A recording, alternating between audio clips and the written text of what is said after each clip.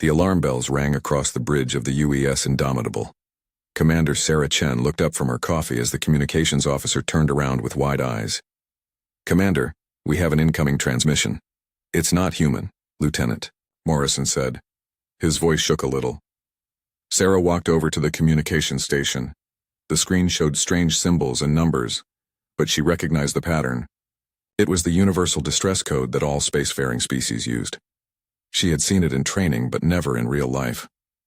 "Put it through the translator," she ordered. The alien voice came through the speakers. It sounded like wind chimes mixed with crying. The translator worked slowly, turning the musical sounds into words. "This is the Cathara trade vessel Crystal Song. We are under attack. Our homeworld is burning. Please, anyone who can hear this, help us. They are killing our children. They are destroying our cities. We are a peaceful people. We have never hurt anyone. Please help us." The bridge went quiet. Sarah had been in space for 10 years, but she had never heard anything like this. The fear in the alien voice was real. These beings were dying, and they were asking for help. "Get me Admiral Torres on the quantum link," Sarah said. "Priority 1. While they waited for the connection, Lieutenant Morrison played the message again. This time they could hear explosions in the background. The alien was crying as it spoke. Sarah felt her hands form fists. "Admiral Torres here," came the voice through the speakers. The Admiral sounded tired. It was late on Earth time. "Admiral, we have received a distress signal from an unknown species called the Cathara. They say they are under attack and their homeworld is burning," Sarah reported. There was silence for a moment. Then the Admiral spoke again. "Send me everything you have. I'm calling an emergency meeting of the Fleet Command." 2 hours later, Sarah found herself in a video conference with the top military leaders of Earth. Admiral Torres sat at the head of the table. His gray hair and scarred face showed the years of service he had given to humanity. "Ladies and gentlemen, we have a problem," the Admiral began. "The Cathara are a species we have traded with before. They are peaceful people who make beautiful art and music. They have never been in a war. They don't even have weapons." General Patricia Williams leaned forward. "Who is attacking them?" "The hegemony," Admiral Torres replied. "They are a militant empire that believes all other species are inferior. They have been expanding their territory for the past 50 years. They don't just conquer worlds. They destroy entire species." The room was quiet as everyone thought about this. The hegemony was known to Earth's military leaders. They were dangerous and cruel. They believed that only the strong deserved to live. "What can we do?" asked Admiral Chen, Sarah's father and commander of the Third Fleet. "The Cathara homeworld is 3 weeks away at maximum jump speed. By the time we get there, it might be too late to save the planet. But we might be able to save the people," Torres said. "How many ships would we need?" General Williams asked. "Admiral," Torres looked around the table. "Everything we have." The military leaders looked at each other. Earth's entire fleet had never been deployed together before. It would leave Earth's solar system with minimal protection. It would cost billions of credits in fuel and supplies. "Sir," Admiral Chen spoke up. "Earth has only been part of the galactic community for 30 years. We don't have treaties with the Cathara. We don't owe them anything. Why should we risk everything?" Admiral Torres stood up. He walked to the window that showed the stars beyond Earth's orbital station. "Admiral Chen, what did your daughter report to you about the Cathara message?" "She said they were crying. They were asking for help. They said their children were dying." "And what is the first thing we learn in military training?" Admiral Chen knew the answer. Every human military officer learned it on their first day. Protect those who cannot protect themselves. Admiral Torres turned back to the table. "The galaxy thinks we are monsters because we come from a death world. They think we are violent and dangerous. Maybe we are. But that violence, that danger, it has a purpose. We don't fight because we enjoy it. We fight because someone has to." General Williams nodded slowly. "How long do we have to deploy?" "The Cathara colonies are falling one by one. Our intelligence says the hegemony will reach the main evacuation routes in 4 days. We need to leave now." "What about Earth's defense?" Admiral Chen asked. "The Martian defense grid will have to be enough. We are taking everything else." One by one, the military leaders agreed. Earth would send its entire fleet to help a species they barely knew. They would risk everything to answer a cry for help from across the galaxy. Admiral Torres opened a communication channel to every human ship in space. His voice went out to cargo haulers, military vessels, research ships, and passenger liners. "This is Admiral Torres. We have received a distress call from the Cathara people. They are being exterminated by the Hegemony Empire. Every available ship is to report to Rally Point Alpha immediately. We leave for Cathara space in 6 hours. Sarah listened to the message from her bridge. Around her, the crew worked to prepare the Indomitable for what might be the longest journey any human fleet had ever taken. Commander, Lieutenant Morrison said, I'm getting responses from ships all over the system, military vessels, cargo ships, even some civilian craft. They're all volunteering. Sarah smiled for the first time since hearing the distress call. That's what humans do, Morrison. Someone calls for help, we answer. The next few hours were chaos. Ships from all over the solar system came to Rally Point Alpha. The largest gathering of human vessels in history formed up near the moon. Military ships took point positions. Cargo vessels loaded with supplies followed behind. Even some passenger liners converted their luxury compartments into medical bays. Admiral Torres stood on the bridge of his flagship, the UES Retribution. Through the window, he could see hundreds of ships. Each one carried humans who had volunteered to travel across the galaxy to help strangers. All ships, this is Admiral Torres. We are about to embark on a mission unlike any in human history. We don't know what we will find when we reach Cathara space. We don't know if we will all make it home. But we know why we are going. Because someone asked for help and we are the only ones who answered. He paused, looking out at the fleet that would carry humanity's response to alien suffering. Today we show the galaxy what Earth really means when we say no one fights alone. All ships, prepare for jump. Destination, Cathara space. Let's go save some lives. One by one, the ships of Earth's fleet disappeared into hyperspace, carrying humanity's answer to a cry for help from the stars. Behind them, Earth continued its orbit around the sun, protected by only a few defense platforms and the hope that its children would return safely. The journey to Cathara space would take 3 weeks. 3 weeks to prepare for a battle that would either save an entire species or destroy humanity's entire fleet. But as Admiral Torres watched the last ship jump to hyperspace, he knew they had made the right choice. Someone had asked for help. Humans had answered. That was what they did. Ambassador Khalith of the Ventari watched the news reports with all 4 of his eyes wide open. The humans were coming. An entire fleet of Deathworld ships was traveling across the galaxy to answer the Cathara distress call. Khalith's assistant, a young Ventari named Soral, floated into the office. Like all Ventari, they were gas beings who lived in special suits that kept their bodies together in solid environments. Ambassador, the Galactic Council is requesting an emergency session. They want to discuss the human fleet movement, Soral said. Khalith made a sound like escaping air, which was how Ventari laughed. Of course they do. The galaxy is terrified. Should they be? Soral asked. She was young and had never met a human in person. Khalith thought about this question. He had been the Ventari ambassador to Earth for 5 years. He had seen humans up close. He had watched them work, fight, and live. What he had learned still surprised him. Let me tell you a story, Khalith said. He moved to the window that showed the stars outside the diplomatic station. 3 years ago there was an incident at Kepler Trade Station. A convoy of refugee ships was attacked by pirates. 50 pirate vessels surrounded the convoy. Soral listened carefully. She had heard parts of this story before, but never from someone who was there. The convoy had no weapons and no way to fight back, but there was one human cargo ship in the area. Just one ship with a crew of 12 humans. The pirates demanded that everyone surrender their cargo or be destroyed. What did the humans do? Soral asked. The human captain, a woman named Martinez, sent a message to the pirates. She said that if they wanted to hurt the refugees, they would have to go through her ship first. The pirates laughed. 50 ships against one. Khalith paused, remembering the battle reports he had read later. The human ship was not built for war. It was a cargo hauler with some basic defensive weapons. But Captain Martinez positioned her ship between the pirates and the refugees. When the pirates attacked, she fought back. 1 ship against 50. That's impossible to win, Soral said. You're right, it was impossible. The human ship was destroyed after 2 hours of fighting. But in those 2 hours, Captain Martinez and her crew destroyed 23 pirate ships. The rest of the pirates fled. The refugees escaped. Soral was quiet for a moment. The humans all died? Yes. All 12 crew members died protecting people they had never met before. People from different species who they couldn't even talk to without translators. That's... Soral struggled to find words. That's insane. That's human, Keleth corrected. Do you know what Captain Martinez said in her last message before her ship was destroyed? Saral shook her head. She said, "Tell my family I died for something that mattered." That's what humans are like. They will die for strangers if they think it's the right thing to do.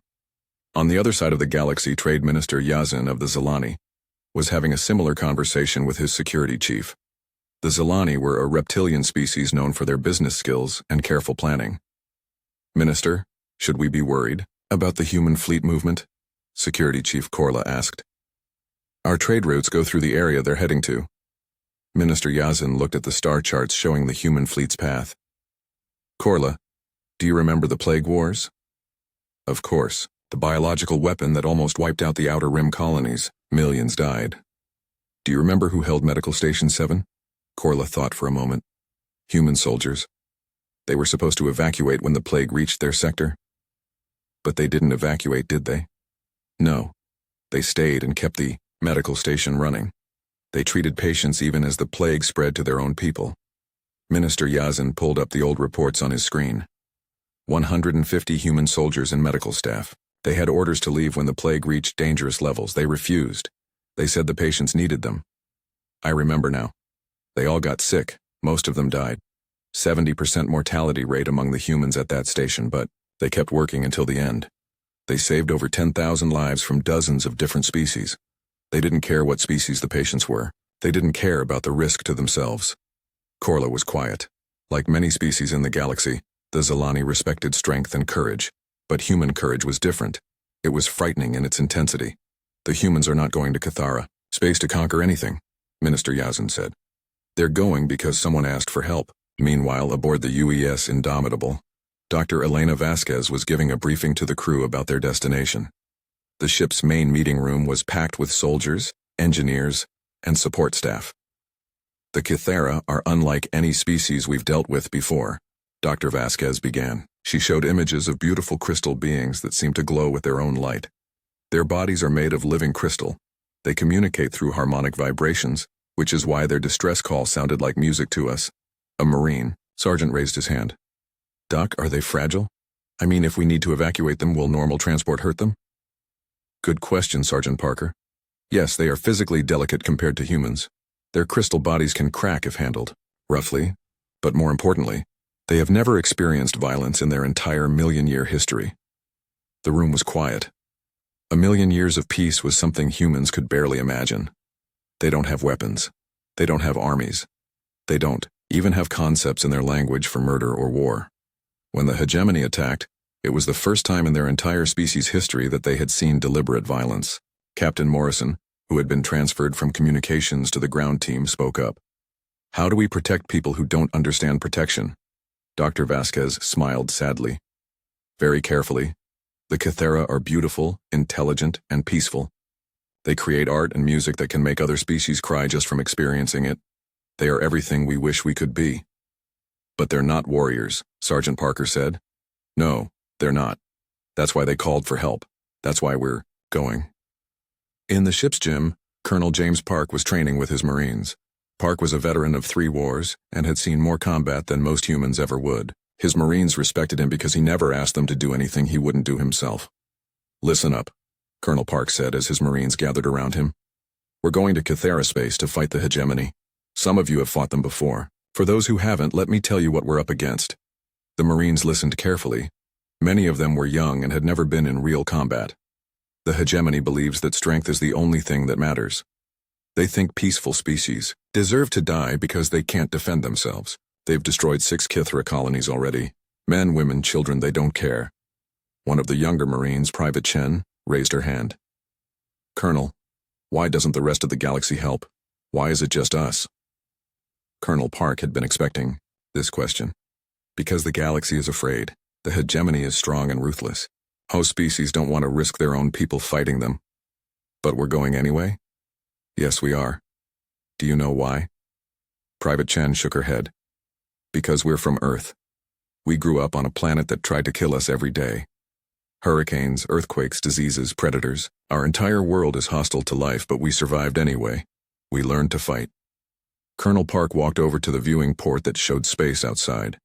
The other species in the galaxy call us Deathworlders. They think we're monsters because we know how to kill. Maybe they're right. But there's something they don't understand about us. What's that, sir?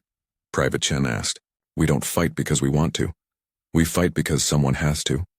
And when innocent people are dying, we're willing to be the monsters so others don't have to. The colonel turned back to his Marines. In a few days, we're going to face an enemy that thinks mercy is weakness. They're going to learn something about humans that the rest of the galaxy already knows. What's that, sir? We are very, very good at being monsters when we need to be. But we're monsters with a conscience, and that makes us the most dangerous thing in the galaxy. The Marines nodded. They understood. They were going to war not for conquest or glory, but because peaceful people were dying and someone had to stop it. Across the human fleet, similar conversations were happening. Soldiers prepared for battle. Engineers planned rescue operations. Doctors studied alien biology so they could treat wounded Kythera. They were 3 days into their journey to Kythera space. Behind them, Earth continued its orbit, protected by minimal defenses. Ahead of them, an entire species waited for salvation. The galaxy watched and wondered if the humans would succeed. But the humans weren't thinking about success or failure. They were thinking about the crystal beings who had asked for help, and the children who were dying while empires argued about politics. Someone had called for help. Humans were coming. The human fleet dropped out of hyperspace at the edge of Kythera space. What they saw made even the most experienced soldiers sick to their stomachs. Admiral Torres stood on the bridge of the UES Retribution, watching the tactical display with growing anger. Dozens of massive hegemony ships surrounded fleeing Kythera vessels. The alien evacuation ships were beautiful things that looked like flying crystals, catching the light of nearby stars and reflecting it in rainbows. The hegemony ships were destroying them one by one. Report, Admiral Torres ordered. Lieutenant, Commander Hayes checked his sensors. 67 hegemony vessels, sir, mostly heavy cruisers and battleships. They're hunting down civilian transports. Torres watched as another Kythera ship exploded in a shower of crystal fragments. Each ship held thousands of refugees, families, children. How many Kythera ships are left? He asked. Sensors show about 200 civilian vessels still trying to escape. The hegemony is picking them off like targets at a shooting range. On the main screen, they could see the hegemony ships firing on unarmed transports. The Kythera vessels had no weapons and no shields. They were built for beauty and peaceful travel, not war. They shattered like glass when the enemy weapons hit them. Sir, we're receiving a transmission from the lead hegemony ship, Communications Officer Martinez reported. Put it through, Torres said. The voice that came through the speakers was cold and mechanical. The translator gave it a slight accent, but the arrogance came through clearly. Unknown vessels, you have entered hegemony space. Identify yourselves, or be destroyed. Torres looked around his bridge. His officers were waiting for orders. Through the viewports, they could see Kythera ships dying. This is Admiral Marcus Torres of the United Earth Fleet. You are firing on civilian vessels. Stop your attack immediately. There was laughter from the hegemony commander. Earth Fleet? The Deathworld primitives? You have no authority here. These crystal creatures are being rightfully eliminated. They are weak and deserve extinction. Admiral Torres felt his jaw clench. He had served in the military for 30 years. He had fought pirates, rebels, and hostile aliens. But he had never felt the kind of cold rage that filled him now. I'll give you one chance to stop firing on those civilian ships, Torres said. You'll give me a chance? The hegemony commander sounded amused. Little human, you face the might of the hegemony Third Battle Fleet. Your primitive ships are no match for our superiority. Torres looked at his fleet command display. 300. Human ships against 67 hegemony vessels. The enemy ships were larger and more heavily armed, but Torres wasn't worried about that. All ships, this is Admiral Torres. Weapons free. Show them what a death world looks like when it's angry. The human fleet spread out in attack formation. Unlike other species who built their ships for beauty or efficiency, humans built ships to fight and survive. The human vessels were ugly, angular things covered in armor plating and bristling with weapons. The UES Indomitable, commanded by Sarah Chen, took point position. Her ship was a heavy cruiser built like a fortress.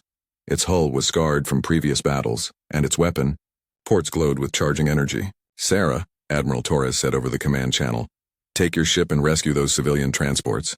The rest of us will handle the hegemony fleet. Understood, Admiral. Good hunting. The battle began when the hegemony opened fire. Their weapons were powerful, designed to destroy enemy ships quickly and efficiently. But human ships were built differently. They were designed by a species that had learned warfare on a planet that tried to kill them every day. The first hegemony salvo hit the UES Defender, a human battleship. The enemy expected the ship to be destroyed or disabled. Instead, the Defender's armor absorbed most of the damage, and the ship kept coming. Return fire, Admiral Torres ordered. Human weapons were different from other species' technology. Where others built elegant energy beams or precise plasma bolts, humans built weapons that hit hard and kept hitting. The Defender's main guns fired solid projectiles at incredible speed, punching through the hegemony ship's shields like they weren't there. The enemy ship exploded in a ball of fire and debris.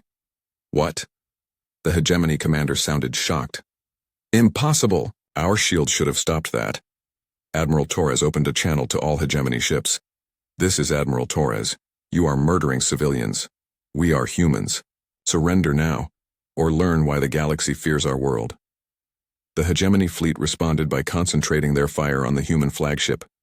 Dozens of energy beams and plasma bolts struck the UES Retribution. The ship shook under the impact, but its armor held. Damage report, Torres called out. Minor hull damage, sir. All systems operational, his executive officer reported. Torres smiled. Human ships were built to take punishment. They had to be. On Earth, everything from the weather to the wildlife was trying to kill humans. They had learned to build things that lasted. Target their flagship, full spread. The Retribution's missile tubes opened, launching a wave of warheads at the enemy command ship. The missiles were not elegant or beautiful. They were simple, reliable weapons built to destroy whatever they hit. The hegemony flagship's shields flared as they tried to stop the incoming missiles. A few were destroyed, but most got through. The explosions tore through the enemy ship's hull, sending it spinning out of control. Meanwhile, the Indomitable was racing toward the fleeing Cathera ships. Commander Sarah Chen watched her tactical display as hegemony fighters pursued the crystal vessels. Gunnery, target those fighters. Don't let them reach the transports. Aye, ma'am. The Indomitable's point defense weapons opened fire. Unlike the massive guns used against capital ships, these were rapid-fire weapons designed to stop small, fast targets. The hegemony fighters were fast, but human reflexes were faster. One by one, the enemy fighters were destroyed before they could reach the Cathera ships, but more were coming. Ma'am, I'm detecting a hegemony destroyer moving to intercept the largest transport group, Lieutenant Morrison reported. Sarah looked at the tactical display. The destroyer was twice the size of her cruiser and armed with weapons designed to destroy capital ships. But between it and the Cathera transports was the Indomitable. Helm. Set course to intercept that destroyer. Maximum speed. Ma'am, that ship outguns us 3-1, her tactical officer warned. I know, do it anyway.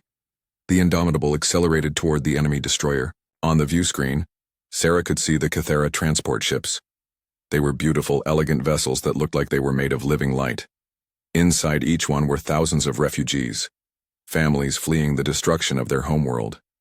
The hegemony destroyer opened fire first. Its main gun fired a plasma beam that could cut through most ships like a knife through paper. But the Indomitable didn't try to dodge. Instead, Sarah ordered her ship straight into the beam. The plasma struck the cruiser's forward armor. The hull glowed white-hot, but it held. Human armor was designed by engineers who understood that sometimes you couldn't avoid being hit. Sometimes you had to take the hit and keep fighting. Return fire. Everything we have. The Indomitable's weapons fired as one. Missiles, railgun slugs, and energy beams struck the destroyer from multiple angles. The enemy ship's shields flared and failed under the concentrated assault. But the destroyer wasn't finished. It fired again, this time hitting the Indomitable's port side. Atmosphere vented from several hull breaches, and warning lights flashed. Across the bridge. Damage report. Hull breaches on deck 7 and 8. We've lost 2 missile launchers, the damage control officer reported. Sarah gritted her teeth. Her ship was hurt, but it was still fighting. That was what human ships did. They fought until they couldn't fight anymore. Prepare to ram, she ordered. Her crew looked at her in surprise, but they began preparations immediately. Ramming was a tactic that only humans used regularly. Other species thought it was barbaric and wasteful. But humans understood that sometimes the only way to stop an enemy was to hit them as hard as possible. The Indomitable accelerated toward the destroyer. The enemy commander seemed to realize what was happening and tried to turn away. But human ships were built to be fast as well as tough. The cruiser struck the destroyer amidships, its reinforced bow punching through the enemy hull. Both ships, spun through space, locked together. Emergency lights flickered on both vessels as systems failed. "Boarding parties. Prepare to secure the enemy ship," Sarah ordered.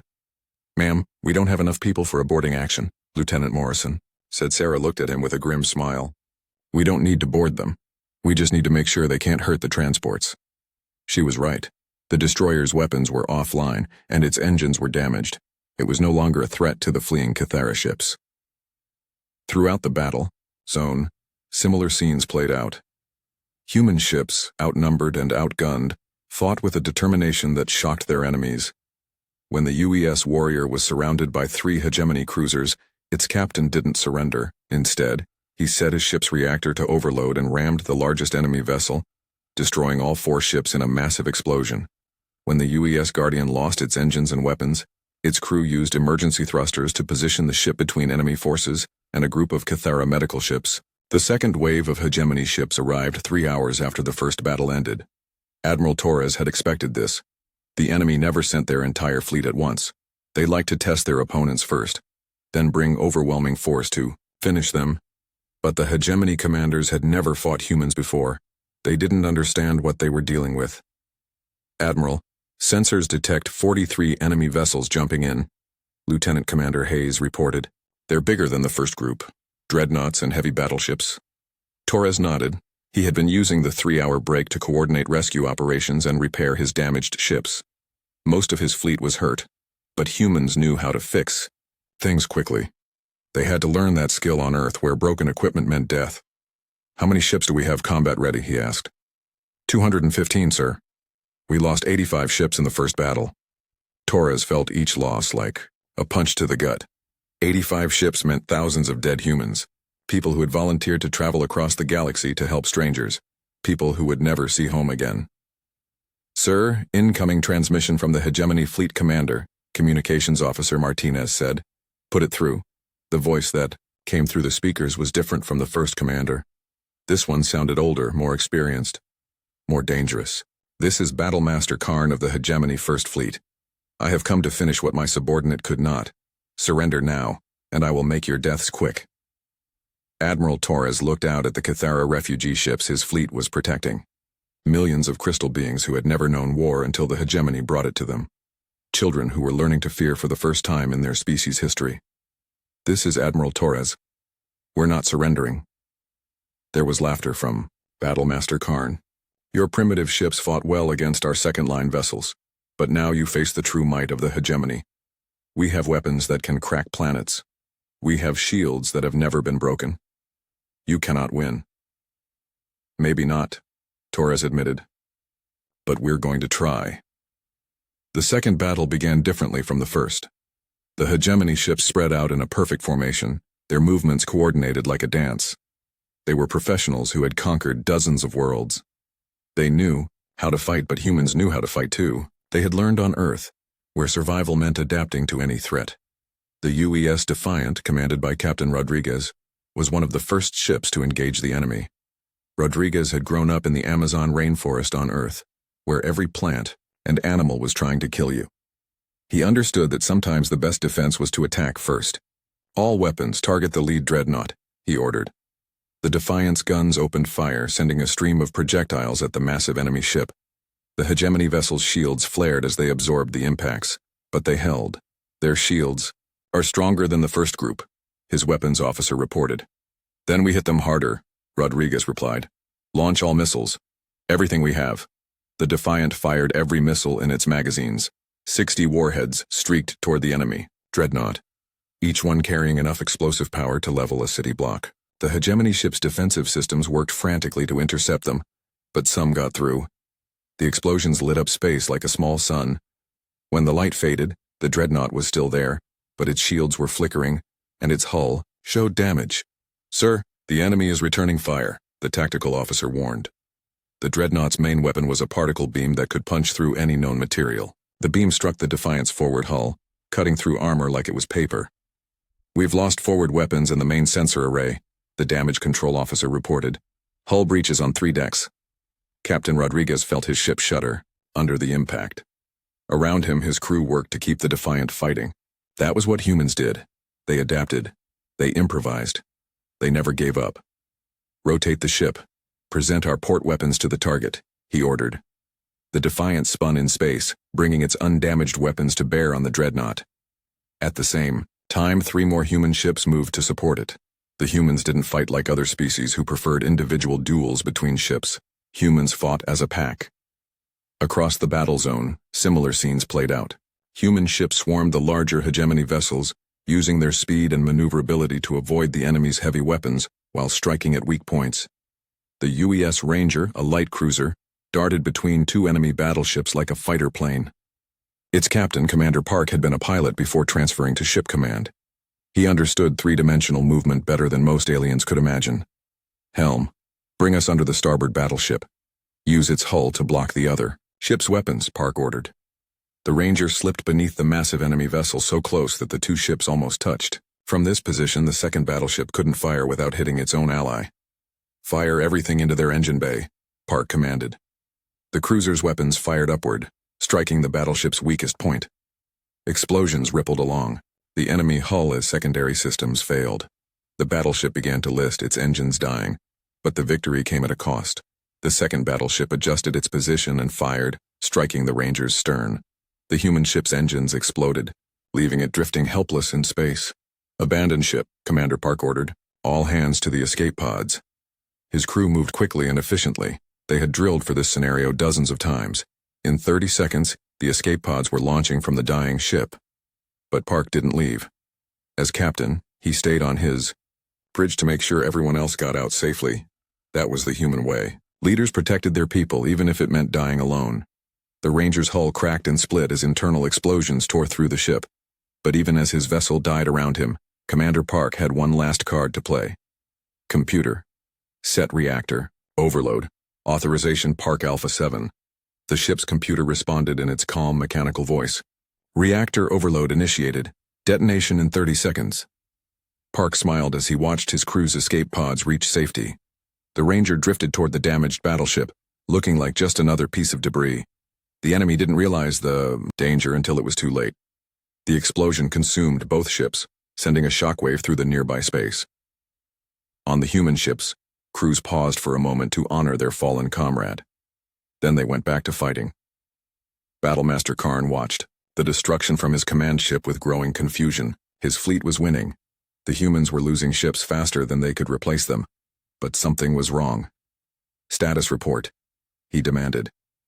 His tactical officer checked the displays. "We have destroyed 37 human vessels, but we have lost 19 ships, including 4 dreadnoughts. At this rate, we will achieve victory, but at unacceptable losses." Karn studied the battle data. No species had ever inflicted such casualties on a hegemony fleet. These humans fought like madmen, sacrificing their ships and lives without hesitation. "What are these creatures?" he muttered. His communications officer looked up from his station. "Sir, I've been monitoring their transmissions. They're not fighting for territory or resources. They're fighting to protect the Cathera refugees. The crystal creatures? Why would they die for them?" The communications officer looked confused. I don't understand it either, sir. The humans have no political alliance with the Cathera, no trade agreements, no military treaties. They're dying for strangers." Karn had conquered 47 worlds in his career. He understood war, tactics, and strategy, but he had never encountered anything like this. Warriors who fought not for gain, but for others. It didn't make sense.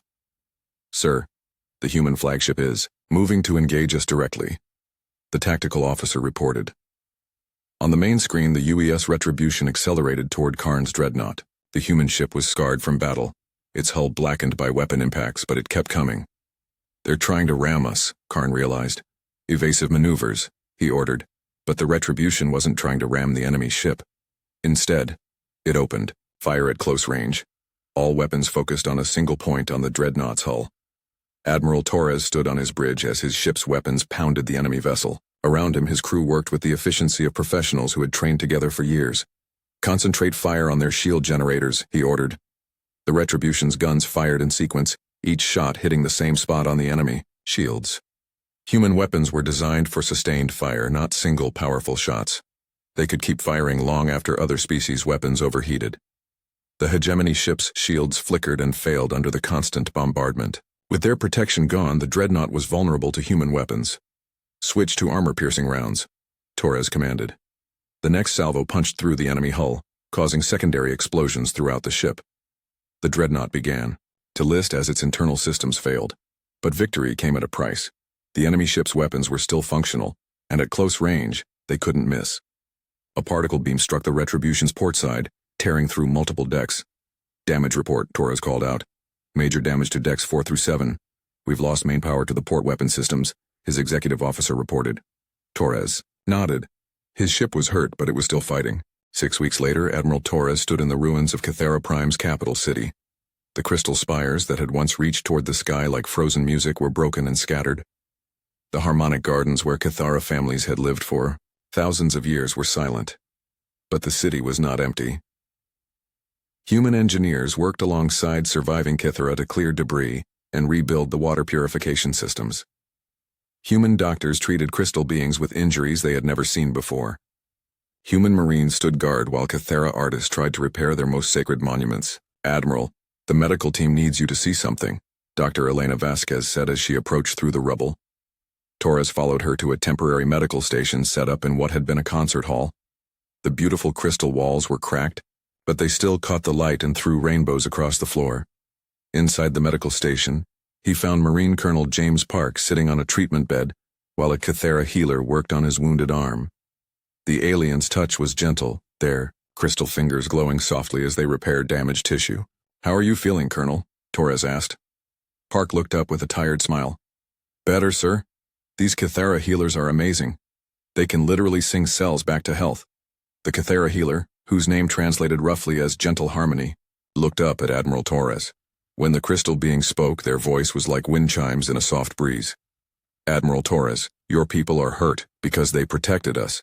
We heal them because it is the only way we can begin to repay the debt." Torres shook his head. "There is no debt. We did what anyone should do." Gentle Harmony's crystal body shifted colors, showing what Dr. Vasquez had learned was their equivalent of disagreement. "No, Admiral.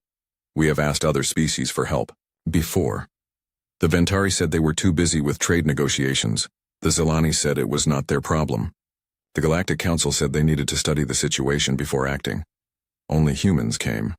Only humans died for us." Torres was quiet for a moment. He had heard similar reports from across the galaxy. While Earth's fleet had been fighting and dying, other species had held committee meetings and debated policy. They had watched genocide happen and done nothing. "That doesn't matter now," Torres said finally. "What matters is that your people are safe." Dr. Vasquez led Torres to another part of the medical station, where human wounded were being treated by both human and Cathara healers working together. "Admiral, I wanted you to see this," she said, pointing to a young Marine whose leg had been badly damaged in the battle. A Cathara healer was working on the injury, their crystal fingers glowing as they encouraged the human bone to heal properly. "The Cathara healing techniques are unlike anything we've ever seen," Dr. Vasquez explained. "They don't use technology or drugs.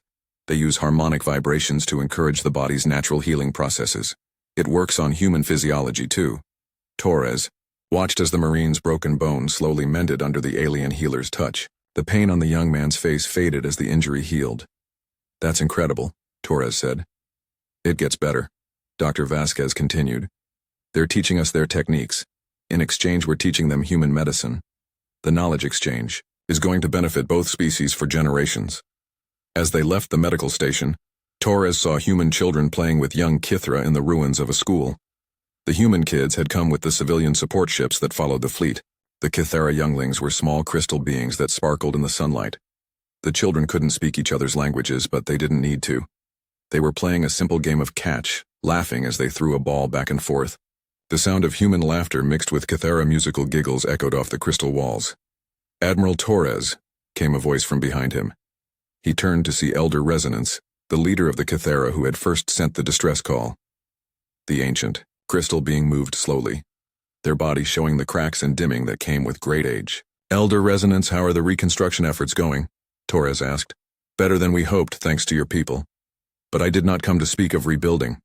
I came to ask you a question that troubles my people." Torres waited. "Why did you Stay?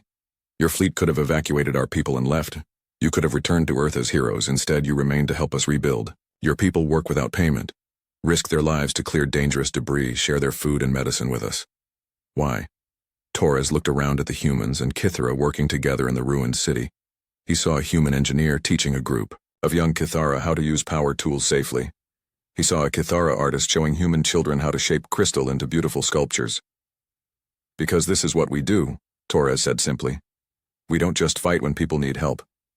We stay to help them rebuild. Elder Resonance was quiet for a long moment, their crystal bodies shifting through different colors as they processed this answer. The galaxy calls your species Deathworlders. They fear you because you know how to kill. But we have learned something else about humans. What's that? You also know how to heal, you know how to build, you know how to love. Your world may have tried to kill you, but it also taught you to protect life wherever you find it. That evening, Torres stood on the observation deck of the UES Retribution, looking down at Kithara Prime. The planet's surface was dotted with lights where reconstruction was happening. Human and Kithara worked side by side, rebuilding a civilization that the hegemony had tried to destroy. Commander Sarah Chen joined him at the viewport. Her arm was still in a healing cast from the battle, but she had refused to return to Earth until the reconstruction was complete. Admiral, we just received word from Earth. The President wants to know when the fleet will return home. Torres considered this. Most of his ships were repaired and ready for the journey back to Earth. His crew was tired and wanted to see their families, but the work here was not finished. Send a message to the President, Torres said. Tell him the fleet will return when the job is done. Sarah smiled. I thought you'd say that. The crew will be happy. They've become attached to this place. Torres understood. The humans had come to Kithara space as warriors, but they were leaving as friends. Bonds had been formed that would last for generations. Sir, incoming transmission from the hegemony, the communications officer announced over the ship's intercom. Torres and Sarah exchanged glances. They had heard that the enemy empire was in chaos following their defeat. Several worlds had rebelled against hegemony rule after learning that a human fleet had destroyed their invincible military forces. Put it through to my ready room, Torres ordered. In his private office, Torres listened to the transmission from the hegemony leadership. The voice belonged to someone calling himself Supreme Commander Vex, apparently the new leader of the enemy empire. Admiral Torres of Earth, I am contacting you to discuss terms. Torres leaned back in his chair. Terms for what? The hegemony offers a non-aggression pact with your species. We will not attack human worlds or allies. In exchange, you will not interfere with hegemony expansion into other sectors. Torres was quiet for a moment. The offer was tempting in some ways. Earth could guarantee its own safety and avoid future conflicts. All they had to do was look the other way while the hegemony conquered other worlds. Supreme Commander Vex, I need to make something clear to you. Humans don't make deals with bullies. If you attack innocent people, we will stop you. If you commit genocide, we will hunt you down. This is not a negotiation. This is a promise. There was silence from the hegemony for a long moment. You cannot protect the entire galaxy, human. You are one species among thousands. Maybe, Torres admitted. But we're the species that shows up when people call for help. We're the species that fights for others even when there's nothing in it for us. And now everyone knows it. After ending the transmission, Torres returned to the observation deck. Sarah was still there, watching the reconstruction efforts below. How? Did the hegemony take your response? She asked. About as well as expected. But I think they understand now that humans aren't going anywhere. Over the next few weeks, more news arrived from across the galaxy. The story of the human fleet's sacrifice had spread to every world and space station. Other species were beginning to reconsider their own policies of non-interference. The Ventari announced a new military doctrine focused on protecting civilian populations. The Zelani began funding refugee assistance programs. Even the cautious Galactic Council passed resolutions condemning genocide and establishing rapid response protocols. But the most significant change came from an unexpected source. Young people from dozens of species began volunteering for human-sponsored peacekeeping missions. They wanted to learn what humans called the Warriors Code, the idea that strength should be used to protect the weak. Dr. Vasquez brought Torres a report about these volunteers. Admiral, we have requests from over 200 young aliens who want to serve alongside human peacekeeping forces. They're calling themselves the Defenders. Beings who want to learn human military techniques not for conquest, but for protection. Torres read through the list of applicants. Ventari gas beings who wanted to learn space combat. Zilani reptilians who wanted to study human tactics.